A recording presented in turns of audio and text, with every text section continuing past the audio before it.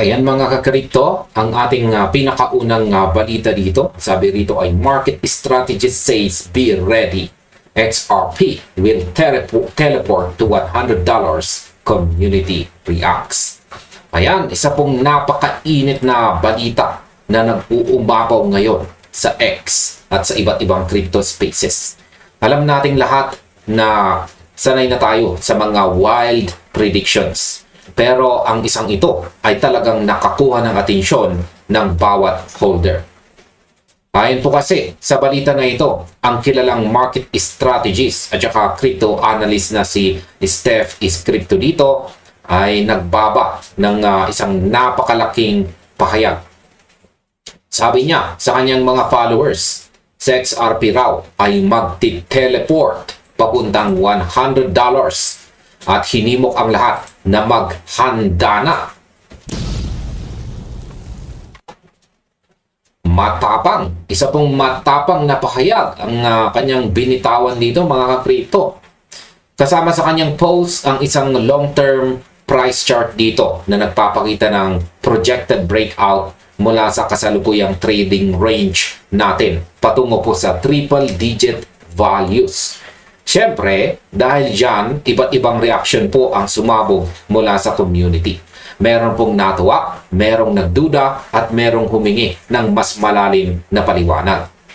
Kaya sa balita na ito ay pag-uusapan po natin ang kung paano po tinitignan ang pananaw ng iba't ibang commentators.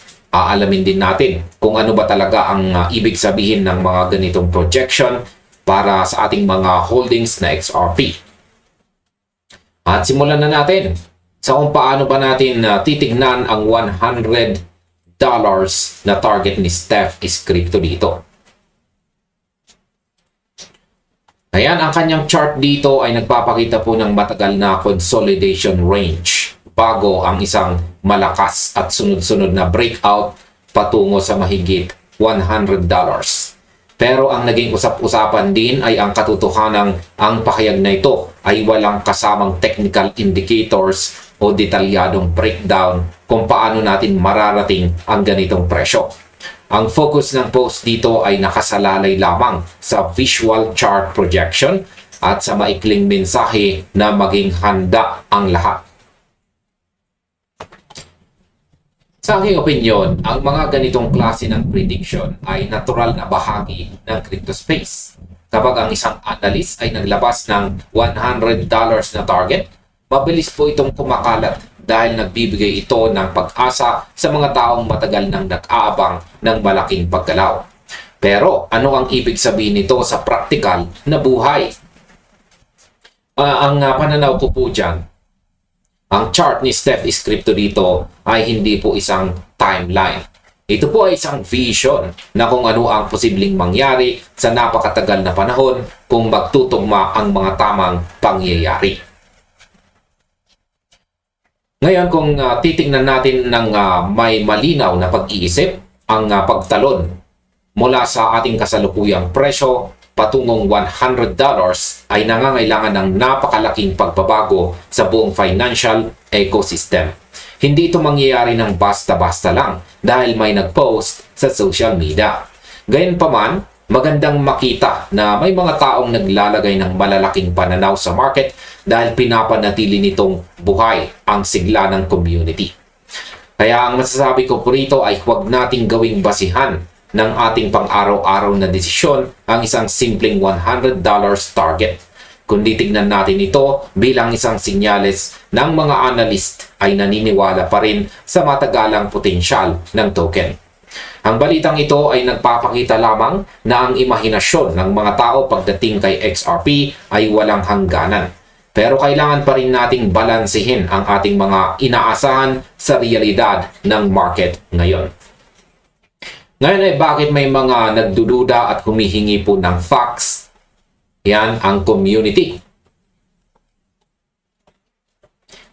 Siyempre, hindi lahat ng reaksyon ay pabor sa nasabing prediction.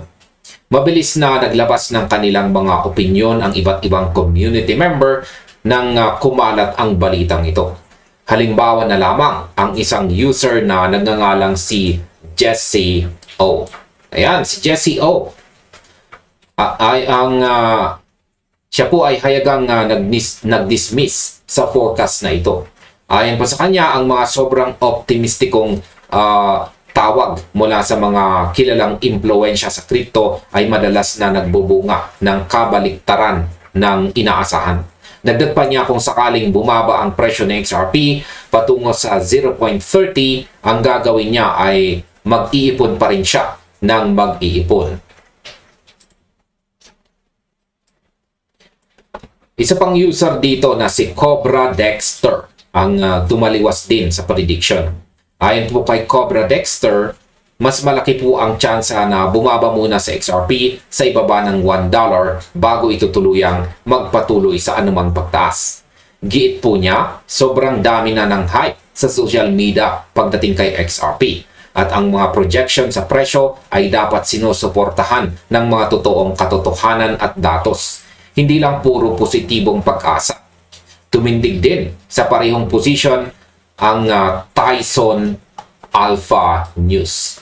Ayan, ang Tyson Alpha News, kung saan ay sinabi nilang ang pag-akyat sa $100 ay mangangailangan ng mga fundamental developments at hindi lang puro emosyon o sigla mula sa mga tagahanga. Nanawagan sila ng isang malinaw na roadmap na magpapaliwanag kung paano ba talaga mararating ang numerong ito ng may seryosong batayan. Ngayon, sa aking opinyon, masasabi kong sang-ayon ako sa naging reaksyon ng mga user na ito. Napakahalaga na panatilihin ang ating mga paa sa lupa. Ang sinasabi po ni na Jesse O, Cobra Dexter, ayan, at saka itong si Tyson Alpha News, ay sumasalamin po sa boses ng mga taong may malawak na karanasan sa market. Ang hype ay masayang pakinggan, pero ang realidad ng trading ay nangangailangan ng mga konkretong hakbang. Kaya masasabi ko po rito ay ang paghingi ng roadmap ay isang responsableng hakbang para sa sinumang seryosong investor. Hindi natin pwedeng iasa ang ating mga pinagpagurang pondo sa purong optimismo lamang. Ngayon, kung iisipin natin ang pagbaba man ng presyo o ang pagpasok sa mas mababang zone ay bahagi po ng normal na takbo ng market. Ang pananaw na kailangan po ng fundamental catalyst para umabot po sa $100 ay napaka-tama. Kung walang nagbabagong pundasyon sa loob ng global financial system, ang isang target na $100 ay mananatiling panaginip lamang. Kaya naman, ang mga kritisismong ito mula sa community ay hindi dapat ituring na negatibo, kundi bilang isang paalala na maging maingat at suriin ang bawat balitang lumalabas bago po tayo magdesisyon. Ang pagiging kritikal ay ang pinakamagandang panlaban sa labis na haka-haka dito sa mundo ng cryptocurrency. Ngayon, ay utility ba o speculation ang tunay na halaga ni XRP? Bukod po sa mga usapin tungkol sa presyo, may isang napakagandang punto na ibinahagi ng isa pang community member na may pangalang Siliman. Ayan. Si Siliman, ayon po sa kanya, si XRP ay hindi dapat tingnan bilang isang traditional na investment vehicle para lamang sa mabilisang tubo, kundi dapat itong ituring bilang isang utility asset. Ipinaliwanag po niya na si XRP ay sadyang itinsenyo para mapabilis ang mga pagbabayad, settlement at ang pagtawid ng mga pera sa iba't ibang bansa. Isa pong bagay na tuwirang sumasalungat sa orihinal na layunin ni Bitcoin na magsilbi bilang decentralized digital na pera. Ngayon, para sa akin, ito ang isa sa pinakamagandang pananaw na lumabas sa usaping ito. Minsan nakakalimutan natin ang tunay na silbi ng technology dahil masyado tayong nakatutok sa paggalaw ng mga numero sa screen. Ang pananaw ko po rito, ang utility ang siyang tunay na backbone ng anumang digital asset sa katagalan. Kung ang isang token ay may totoong gamit sa totoong mundo, gaya po ng cross-border payments at bank settlements, ang halaga nito ay hindi lamang nakasalalay sa kung ano ang sasabihin ng mga sikat na tao sa social media, kundi sa kung gaano karaming institution ang gumagamit nito araw-araw. Ngayon, ang pagkumpara po sa layunin ni XRP at Bitcoin ay nagpapakita na magkaiba ang kanilang destinasyon. Si Bitcoin ay pwedeng ituring na digital gold o pampatagal ng yaman. Habang si XRP naman ay isang high-speed bridge para sa global banking. Kaya sa aking opinion, kung gagamitin natin ang asset na ito ng may pag-unawa sa kanyang utility, mas madali po nating matatanggap ang mga pagbabago sa market. Hindi natin kailangang magpanik kapag may mga taong nagsasabing aabot ito sa $100 o kapag may mga nagsasabing bababa ito sa ilalim ng $1. Ang mahalaga ay nauunawaan po natin kung bakit ginawa ang technology ito at kung paano ito magagamit sa hinaharap ng global economy. Ang utility ang nagbibigay ng pangmatagalang halaga na hindi matitinag ng simpleng hype sa internet. Dito po sa internet. Ngayon ay paano ba natin dapat salubungin ang mga ganitong prediction sa araw-araw? Ayan, ang post po ni Steph is Crypto ay nananatiling isang speculation. Wala po itong kasamang technical na ebidensya o opisyal na dokumento para patunayan ang $100 target. Sumasalamin lamang ito sa personal na pananaw ng analyst para sa market sa darating na panahon. Gayunpaman, ang mga ganitong balita ay patuloy na nagdudulot ng iba't ibang emosyon at usapan sa loob ng ating community ngayon pong August 2026. Ayan, August na po ngayon. At ayan, sa kabuuan po ng balitang ito, ang masasabi ko po ay panatilihin po natin ang ating sarili na kalmado at magkaroon po tayo ng disiplinadong pag-iisip. Madali pong ma-involve sa mga malalaking numero tulad po ng $100. Pero ang pag-invest ay hindi laro ng swerte. Ito ay laro po ng tamang strategy at saka pasensya. Kaya ang mga espekulasyon ng mga analyst dito ay pwede pong magsilbing inspirasyon para pag-aralan pa ng mas malalim ang project. Pero hindi ito dapat maging dahilan para mawalan tayo ng kontrol sa ating mga desisyon. Isipin po ninyo mga ka-crypto na parang pagmamaneho lamang ito parang pagmamaneho lamang po ito sa isang mahabang daan. Ang $100 target ay parang isang billboard sa malayo na nagsasabing malapit na ang isang sikat na destinasyon, pero kailangan mo pa rin tingnan ang iyong manibela, ang iyong gas at ang mga babala sa daan ngayon mismo. Ang reaksyon po ng community mula sa pagdududa ni na Jesse O at Cobra Dexter hanggang sa paalala ni Sam Siliman tungkol sa utility ay nagpapakita ng ating community ay matalino at mapanuri. Kaya wag po tayong padadala sa emosyon ng iba. Manatili po tayo nakatutok sa mga pundasyon, unawain ang tunay na silbi ng asset at laging maging handa sa anumang galaw ng market. At ayan mga ka-crypto, ito naman po ang ating sunod na balita kung saan ay balitang Clarity Act. Sabi dito, Coinbase Vice Chairman drops major statement. Yan, humaharap na naman po tayo sa isa sa pinakamahalagang yugto. Hindi lamang para kay XRP, kundi po para sa buong crypto industry sa United States. Habang papalipit po tayo sa tinakdang August 8 recess ng Senado, ang usap-usapan ngayon ay ang Clarity Act. Marami po ang nagtatanong kung maaari pa ba itong umabot bago ang bakasyon ng mga mambabatas, lalo na't ilang linggo na itong nakakaranas ng mga pagkaantala sa floor schedule. Sa kabila ng mga agam-agam, isa pong malakas na pahayag ang ibinaba ng pangunahing industriya.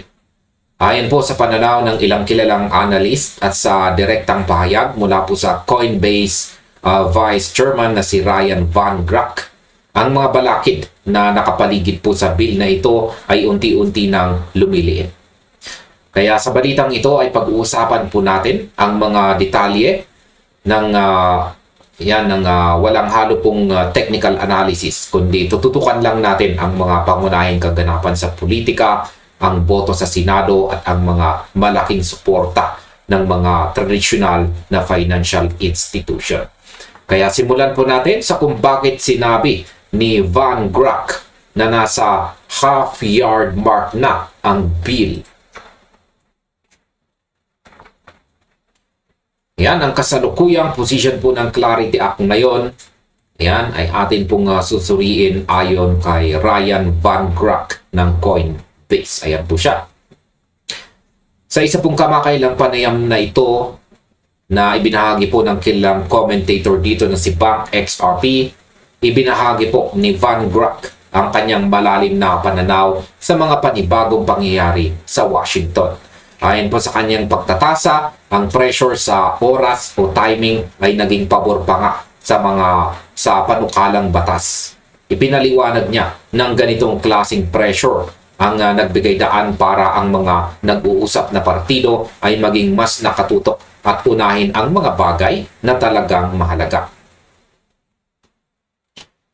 Ngayon, sa aking opinyon, kung susuriin po natin ang sinabi dito ni Van Grack, napakalinaw ng kanyang mensahe. Ang mga alalahanin, ang mga alalahanin na noong una ay nagpahirap sa mga usapan ay unti-unti nang tumahimik dahil nagkasundo na ang mga nagpaplano sa mga mahahalagang detalye. Sa aking pananaw naman, ang ganitong uri ng kooperasyon ay bihira po natin makita sa pagitan ng magkabilang partido sa Senado.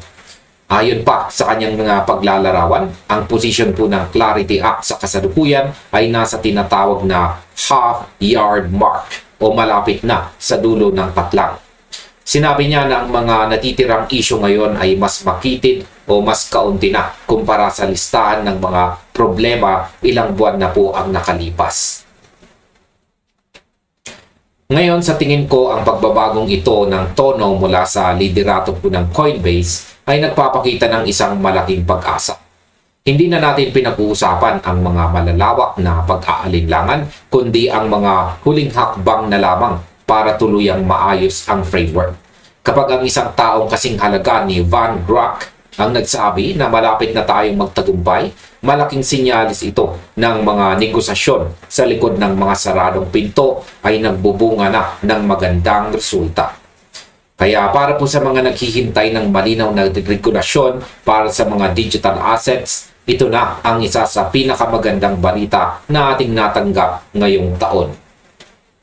Ngayon ay paano naman po binago ng Senate schedule ang deadline para sa August 8? Ayan. Hindi po natin maikakaila ng mga balakid pa rin hinaharap ang may mga balakid pa rin po na hinaharap ang panukalang batas na ito sa loob ng Kongreso. Ang landas sana ng Clarity Act ay medyo naging komplikado nang si Senate Majority Leader John Thune ay nagpasya na unahin ang Lindsey Graham Sanctioning Russia Act sa floor schedule bago po ang Clarity Act. Ayan, ang pagbabagong ito sa proseso o pamamaraan ay naglagay po sa butuhan bago ang recess sa isang hindi po tiyak na sitwasyon. Marami tuloy sa mga tagapag-obserba ang nag-aalinlangan kung aabot pa ba ito bago mag-break ang mga senador. Ngayon, sa aking opinyon, sa kabila ng procedural shift na ito, ang pananaw ng mga sumusuporta sa bill ay nananatiling positibo. Ayon po sa mga taong sumusubaybay sa takbo ng Senado, ang unang linggo ng August ay nananatiling isang mabuting bintana. Yan, magandang window ng pagkakataon or window of opportunity. Sa aking pananaw, ang mga ganitong uri ng galaw sa schedule ay karaniwan po sa politika sa Washington kung saan ang mga prioridad ay madalas magpalit-palit. Depende po sa kasalukuyang sitwasyon sa ibang bansa. Ayan. Pero ang mahalaga po rito, ayon sa mga analyst, ay ang patuloy po na pag-uusap ng mga Democrats at Republicans para tapusin ang mga natitirang detalye. Ang mga hadlang na lumitaw dahil sa pagpapalit ng prioridad ay nakikita ngayon bilang mga kaya namang solusyonan o surmountable hurdles. Sa tingin ko, ang pagkaantalan na ito ay hindi dapat tingnan bilang isang pagkatalo, kundi bilang isang pagsubok lamang sa determinasyon ng mga mambabatas na tapusin ang trabaho bago ang kanilang break. Ang mga susunod na araw ang magpapasya kung ang unang linggo ng buwang ito ay magiging sapat para maiangat ang panukalang batas sa tamang entablado. Ngayon ay ilang boto na lamang ba ang kailangan para maipasa ang bill? Isa pong napakainit na paksa ngayon ang bilang ng mga boto sa loob ng Senado. Sa kasalukuyan, ang Clarity Act ay mayroon ng 51 o 51 kumpirmadong yes votes. Ayan. At ang agwat na ito na siyam na boto ang siyang dahilan kung bakit may mga nagsasabing mahirap itong maabot bago po ang August 8 na recess. Subalit ang mga pahayag mula sa iba't ibang panig ay patuloy po na sumasalungat sa ganitong pessimism. Ngayon, sa aking opinyon, kung susuriin po natin ang statistics ng mga boto, makikita natin na ang layo ay hindi naman ganoon kalaki tulad ng inaakala ng iba. Ayon po sa mga ulat ng mga analyst, mula po sa 45 senador sa panig ng Democrats, 12 lamang ang hayagang tumutol sa panukalang batas. Habang ang natitirang 33 ay nananatiling tahimik o hindi pa naglalabas ng pinal na desisyon. Ibig sabihin, ang kailangan lamang ng bill ay 9 na boto mula sa mga tahimik na mambabatas na ito upang maabot ang kinakailangang bilang. Sa aking pananaw, ang pag-asa ay lalong tumataas dahil sa mga kamakailang ulat na nagpapakita na 7 hanggang 10 sa mga Democrats na ito ang nagbigay na ng sinyalis ng suporta. Ibig sabihin, kung magpapatuloy po ang ganitong takbo ng mga pangyayari, maaari nating malampasan ang kinakailangang bilang ng boto. Ang mensahe na ibinahagi ng mga tagapagtaguyod ng bill ay puno po ng kumpiyansa. Hanggat nagpapatuloy ang pagtutulungan ng magkabilang partido, ang pagpasa nito ay nananatiling abot kamay. Ang hamon ngayon ay kung paano nila makukumbinsi ang mga natitirang hindi pa nagpapasya sa mga nalalabing oras ng sesyon. Ngayon ay bakit nga ba malakas ang suporta ng mga institutional giants sa bill?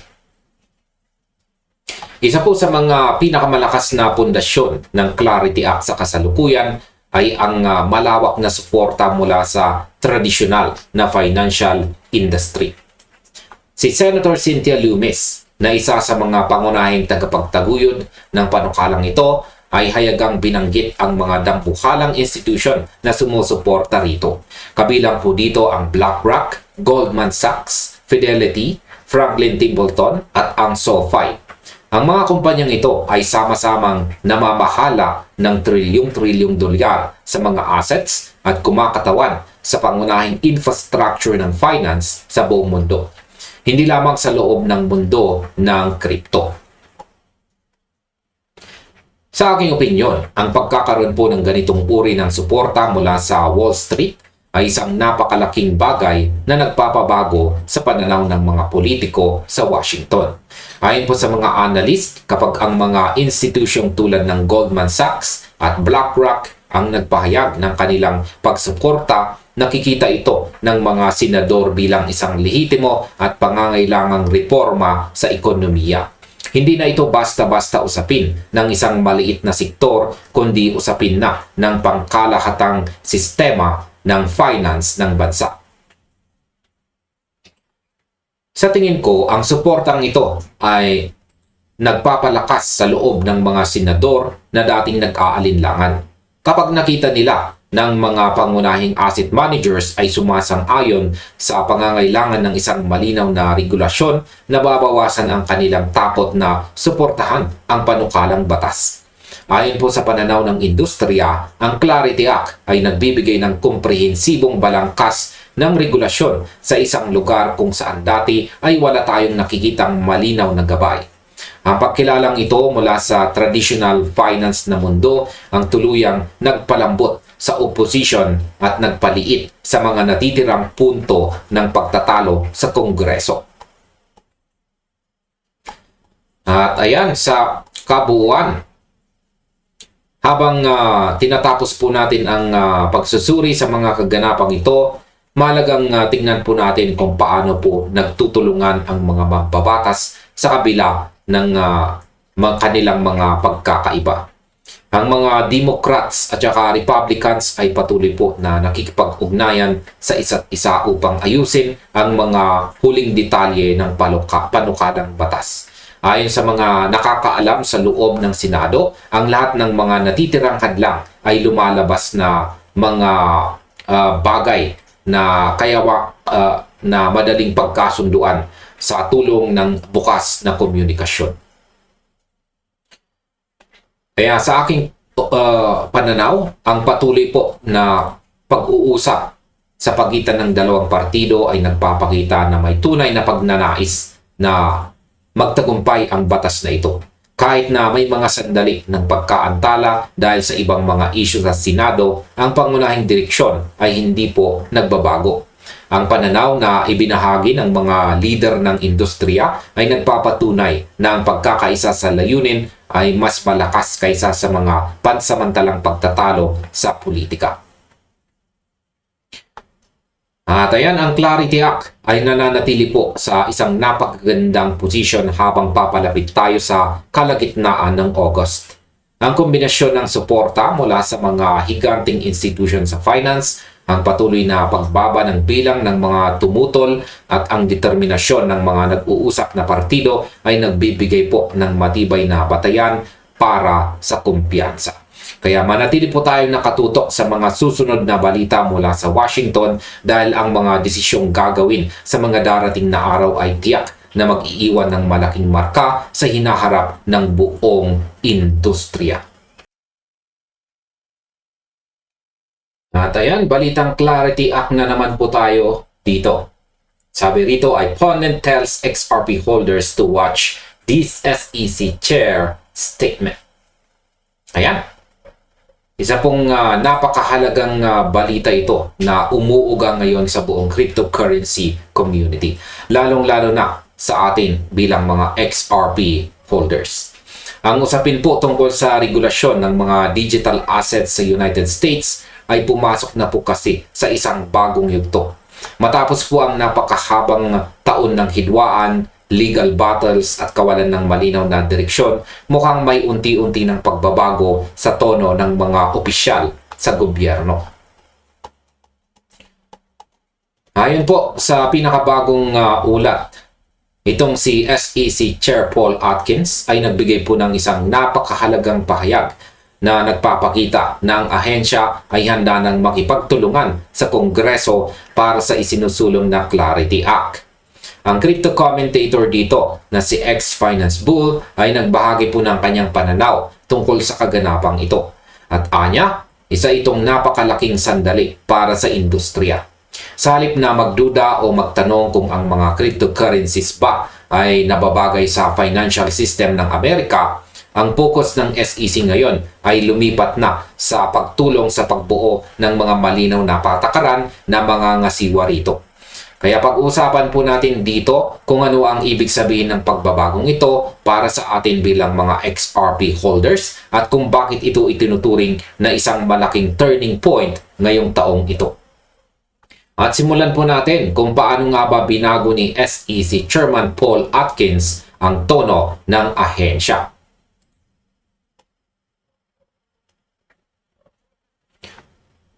Yan, para lubusan po nating maunawaan ang sitwasyon, kailangan nating balikan kung ano talaga ang sinabi ni Paul Atkins. Dito po sa video na ito na ibinahagi ni ex-finance bull, ayan, ay hayagang sinabi ni Atkins na ang SEC ay ready, willing, and able, o handa, desidido, at kayang magpakilala ng mga regulasyon na tutugon sa mga isyong sinasaklaw ng Clarity Act at ng iba pang bahagi ng market ng crypto. Sa aking opinyon, napakalaki ng ipinagkaiba ng pahayag na ito kumpara sa mga nakaraang taon.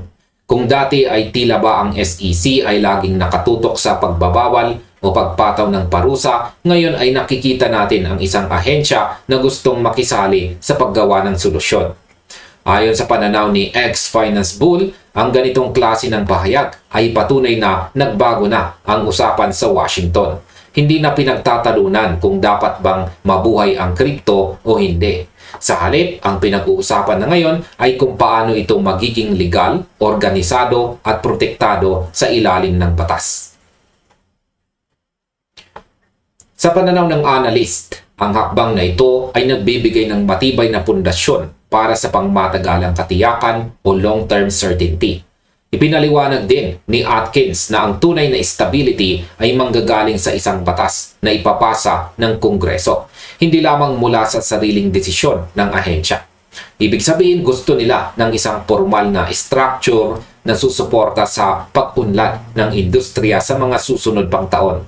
Kung ikaw po ay isang holder na matagal nang naghihintay ng linaw mula sa gobyerno ng Amerika, ang ganitong klase ng balita ay nagbibigay po ng malaking kapanatagan ng loob na hindi tayo itinuturing na kaaway ng sistema. Ngayon ay ano naman ang epekto ng pagbabago sa pananaw ng community?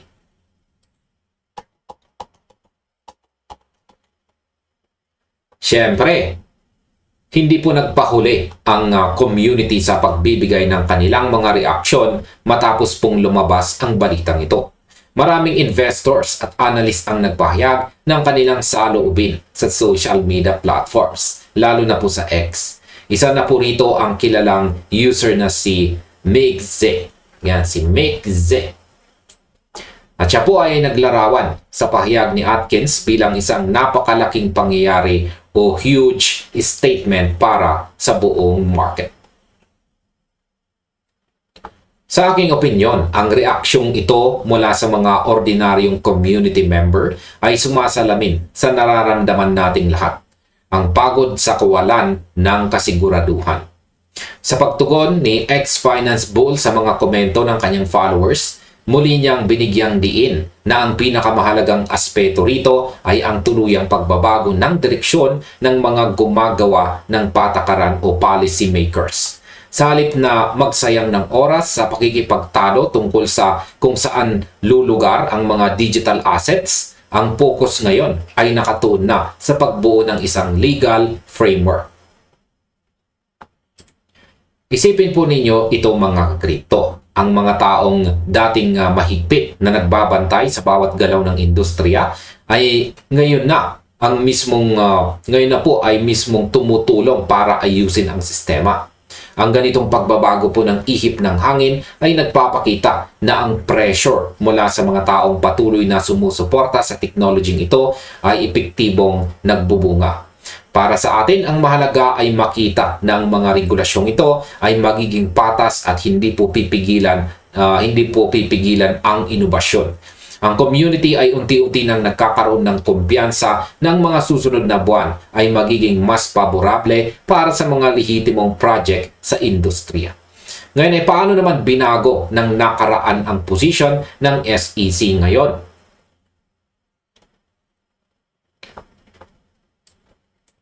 Isa pang napapanahong punto na itinaas ng isa pang community member na si Jacob Marquez, ayan, ay ang pagbabalik tanaw sa naging kasaysayan ng SEC pagdating sa mga kumpanya tulad ng Ripple. Madilim ang naging simula ng relasyon ng dalawang panig. at hindi natin ito maaaring kalimutan dahil ito ang nagdala sa atin sa puntong ito ngayon. Sa aking opinyon ay tama po itong si Marquez sa kanyang punto na napakalaki ng irony sa sitwasyon. Ang parehong ahensya na gumastos ng napakaraming taon at resources para magsampa ng mga kaso at pag-initan ang Ripple ay siya na ring aktibong nakikipag-ugnayan ngayon para lumikha ng isang maayos na regulatory framework para sa buong crypto sector. Balikan natin ang nakaraan. Noong una ay humihiling ang SEC ng humigit kumulang 2 bilyong dolyar na multa laban sa Ripple. Ngunit sa paglipas po ng panahon, dahil sa matibay na depensa at sa takbo ng mga pangyayari sa korte, ang desisyon ay naging mas makatotohanan. Isang mas mababang multa na. Yan, multa po na nagkakahalaga lamang ng $125 million hanggang sa tuluyan na nilang ibinasura ang kanilang apela. Ang mga pangyayaring ito, sa aking pananaw, ay malinaw na nagpapakita po ng ebolusyon ng ahensya. Natututunan nilang ang pilit na pag-uusig o pagpapasunod sa pamamagitan ng takot ay hindi po epektibo laban sa isang decentralized technology. Ang pagbawi po ng kanilang apela at ang kanilang pagpayag na makiisa sa pagbalangkas ng Clarity Act ngayong August ay nagpapatunay na kinikilala na nila ang lakas at katatagan ng industriya. Para sa mga sumusubaybay po kay XRP, ang kasaysayang ito ay patunay na ang pagtitiis at paglaban para sa tamang interpretation ng batas ay nagbubunga rin ng magandang resulta sa huli. Ngayon ay bakit po ba mahalaga ang Clarity Act sa future ng mga holders? Habang ang Clarity Act ay patuloy pa ring pinag-aaralan at dumadaan sa proseso ng Kongreso, ang mga komento ni Paul Atkins at ang pagsusuri ng mga eksperto ay nagbibigay sa atin ng magandang imahe kung saan patungo ang buong market ng United States. Sa aking opinyon, ang batas na ito ang magiging tulay para sa mas malawak na pagpasok ng mga traditional investors. Sa loob ng maraming taon, ang pinakamalaking problema ng mga institution ay ang kawalan ng malinaw na batayan kung paano po i-declare ang mga digital assets nang hindi lumalabag sa batas. Kapag naipasa po ang Clarity Act sa tulong mismo ng SEC, mabubura na ang takot na nararamdaman ng malalaking korporasyon na gustong sumuporta kay XRP at sa iba pang mga coins or cryptocurrencies. Ang pagbabagong ito ay hindi lamang po basta pampaganda ng imahe ng ito po ay isang praktikal na solusyon para sa ekonomiya. Kapag nagkaroon po ng malinaw na gabay mula sa batas, ang mga bangko, investment firms at iba pang malalaking entities ay mas magiging komportable na gamitin ang mga token para sa mabilis na cross-border payments at iba pang financial utilities. Kaya naman bilang mga individual na nag-aabang sa mga pagbabagong ito, napakahalagang unawain po natin na ang bawat hakbang ng SEC patungo sa kooperasyon ay isang hakbang din palapit sa mas matatag na kinabukasan ng ating mga hinahawakang assets. At ayan, sa kabuuan po ng balitang ito, ang mga kaganapan po sa pagitan ng SEC at ng Kongreso kaugnay ng Clarity Act ay nagpapakita ng isang napakalaking pagbabago sa takbo ng kasaysayan para kay XRP.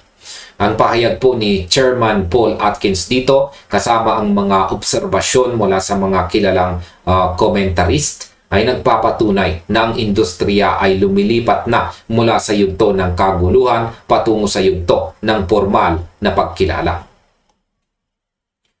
Ang dating mga taon ng pag-uusig ay hindi na ang dating taon po ng pag-uusig at hindi pagkakaunawaan ay unti-unti nang pinapalitan ng pagtutulungan para makabuo ng isang patas na sistema. Bagamat marami pa tayong dapat abangan sa mga susunod na deliberasyon sa Washington, ang mismong pagbabago ng posisyon ng regulator ay isang napakagandang tanda para sa ating lahat. Kaya patuloy po nating subaybayan ang mga balitang ito habang papalapit po tayo sa mas maliwanag at mas organisadong kinabukasan ng digital asset space ngayon pong taong 2026. At ayan, ito naman po ang ating panghuling balita dito. Sabi po ng isang analyst, XRP will build the base needed for major rally once this happens. Ayan. Habang patuloy po na nagbabago ang galaw ng market, may mga bagong perspektibo tayong dapat tutukan na nagmula po sa mga kilalang eksperto sa industriya. Bagamat abala ang marami sa mga pang-araw-araw na galaw ng presyo, meron pong isang malaking structure ang unti-unting nabubuo na maaari pong magbago ng takbo ng XRP sa mga susunod na panahon. Yan, sa balitang ito ay pag-uusapan po natin ang pananaw dito ng crypto analyst na si ChartNerd patungkol po sa mga susunod na hakbang ni XRP. Partikular na po ang kanyang pangmatagalang pagtataya na aabot po sa $8, ayan, $13 at maging sa $27 batay sa mga nakaraang cycle ng market. At ayan, simulan po natin sa kung bakit ba mahalaga ang tinatawag na touchdown at saka accumulation base. Ayon po dito kay ChartNerd, sa XRP ay kasalukuyang dumadaan sa isang proseso na nangangailangan ng tinatawag niyang touchdown bago tuluyang maitayo ang matibay na pundasyon para sa susunod na pag-akyat. Ang accumulation na base na ito ay hindi po basta-basta nangyayari sa loob lamang po ng isang araw o isang linggo. Ito ay nangangailangan po ng sapat na panahon kung saan ang asset ay gumagalaw ng pahalang o sideways habang nag-aabang ang mga buyers. Sa aking pananaw, ang prosesong ito ay parang pagpapatayo ng isang matibay na gusali. Kung ang pundasyon ay mabilisang ginawa at walang sapat na tibay, madali itong guguho sa sandaling dumating ang malakas na pagsubok sa market. Ang pagbuo ng accumulation base sa kasalukuyang yugto ay patunay lamang na ang market ay nagpapahinga at nag-iipon muna ng lakas.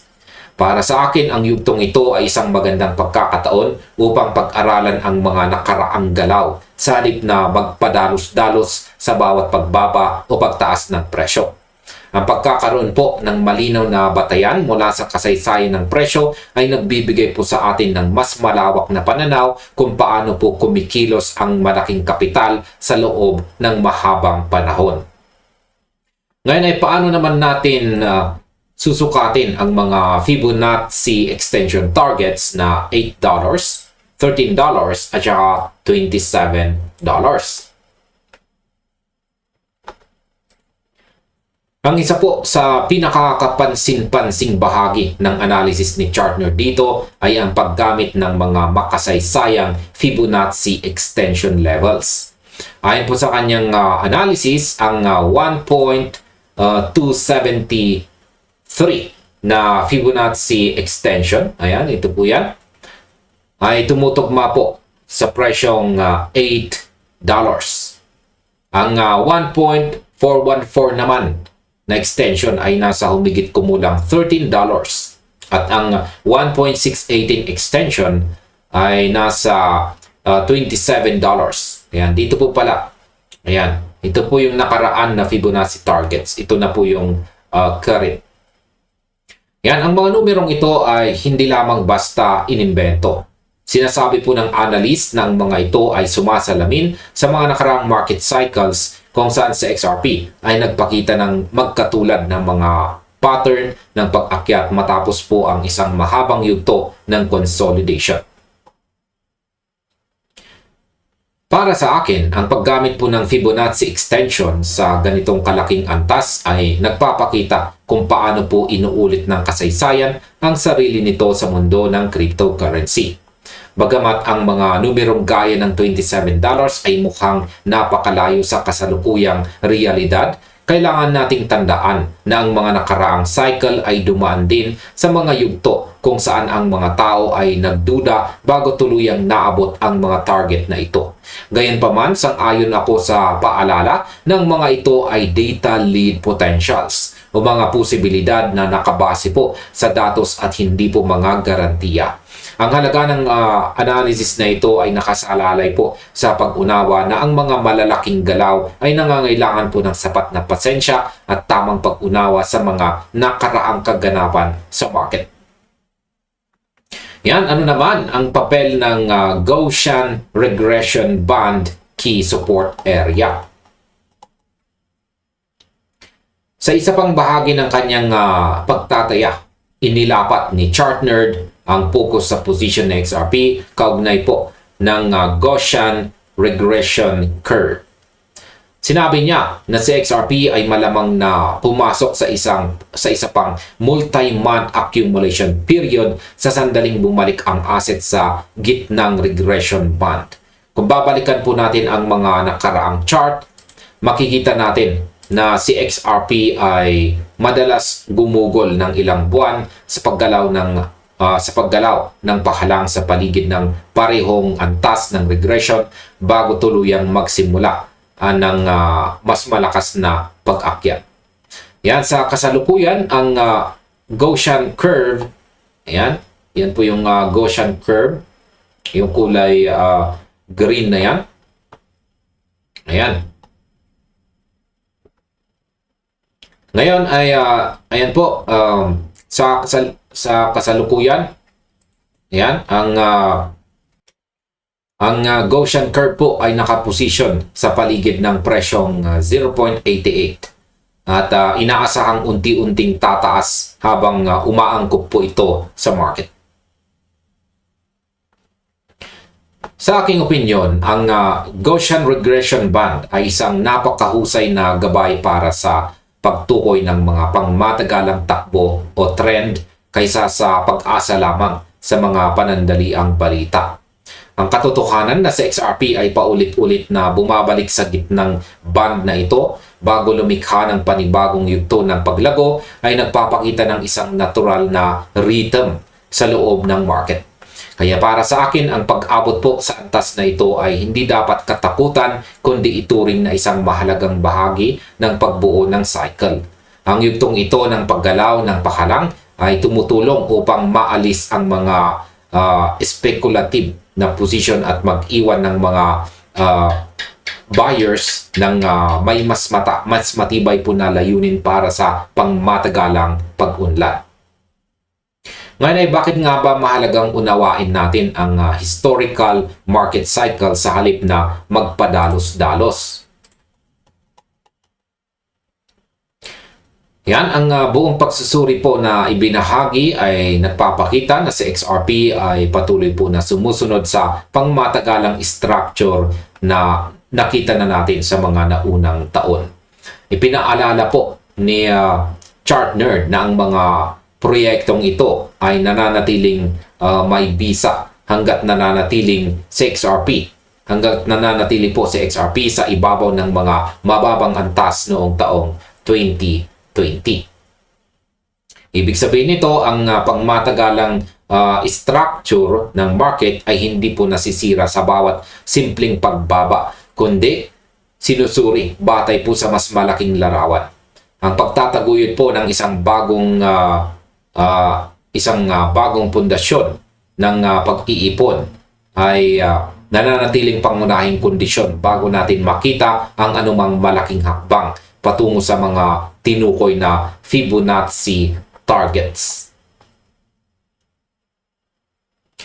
Yan, para sa akin ang pinakamahalagang aral na makukuha po sa analysis na ito ay ang kahalagahan ng disiplina at malawak na pananaw. Madalas po tayo maapektuhan sa mga pang-araw-araw na ingay at mabilis na pagbabago sa presyo. Ngunit ang mga analyst na tumitingin sa mga macro cycles ay nagpapakita po sa atin na ang tunay na halaga ay nangangailangan ng oras upang mabuo. ang pag-unawa na ang bawat malaking pag-akyat ay laging nag-uumpisa sa isang tahimik at mabagal na yugto ng pag-iipon ay nagbibigay po sa atin ng tamang kaisipan upang hindi po magpadalos-dalos sa ating mga desisyon. Ayan, malinaw po na ang kinabukasan ng XRP ay nakasalalay sa kung paano nito matatapos ang kasalukuyang yugto ng pagbuo ng base o pundasyon nito at kung paano ito riresponde sa mga mahalagang antas ng suporta na itinakda ng kasaysayan. Kaya patuloy po nating subaybayan ang mga susunod na kaganapan habang nagpapatuloy po ang market sa pagbuo ng mga bagong yugto ngayon pong taong 2026.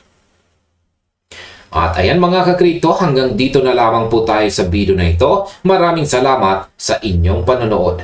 Maaaring panoorin na rin po ninyo sunod ang recommended video natin dito.